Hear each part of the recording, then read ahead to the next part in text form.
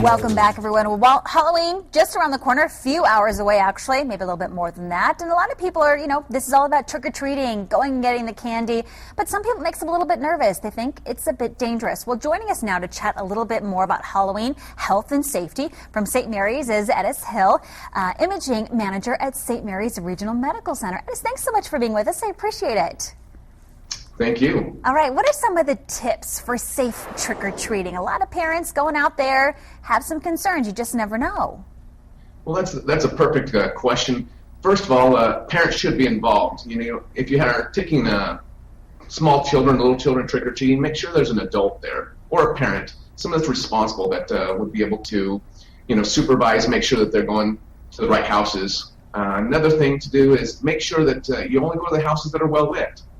Sometimes people don't want to hand out candy. We get that. And so they turn their porch lights off. Don't ever go up to the houses that aren't lit. Stay on safe, lit streets.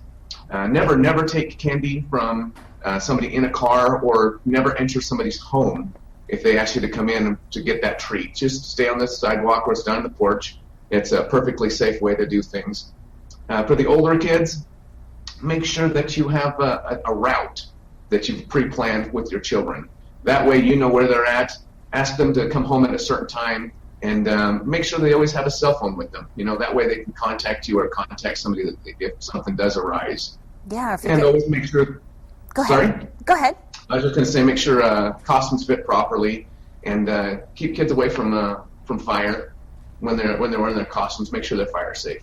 Yeah, all those jack-o'-lanterns out there. Okay, how can you keep your kids safe while, speaking of jack-o'-lanterns, carving your pumpkins? That's one of those. Hand the knife to the parents. Always hand the knife to the parents. Well, there's some alternatives. You can always have the children. Alternative to carving a pumpkin is painting a pumpkin. That's become very popular.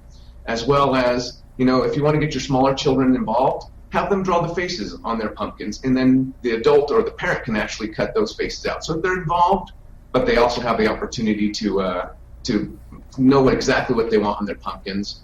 And also, make sure that if you're using candles or anything to that effect, you keep that safe. It's always an alternative to use glow sticks or the little electric bowl tips that they have now. It makes things safe as well. Yeah, we have the kids paint on the pumpkins too and use glitter and stuff, so that kind of helps out with the mess as well. Lastly, how can we keep our kids healthy during Halloween? This is a big part too, especially when we're just talking about this story about this woman and the obese letters going out. What kind of recommendations do you have for that? Well, for that, first of all, always a great time to get a good meal in before they go trick-or-treating, because the first thing they're going to do if they get hungry while they're out trick-or-treating is start opening up some of those packages of chocolate and candy, and so really want to make sure that they get a good meal before they start, and then always make sure that you limit them to the amount of candy that they can have. Ration it out, basically. Children go out there, get lots of candy. If you let them have X amount of pieces a day, or make sure they're not hoarding it and eating it all at one time, is really a huge example to help for that. Yeah, hardest nights to get kids to bed, Christmas night and Halloween, because they've consumed all of the candy. Eddis, thank you so much. A lot of great tips. And by the way, if you missed any of these, you can find it on our website, mynews4.com.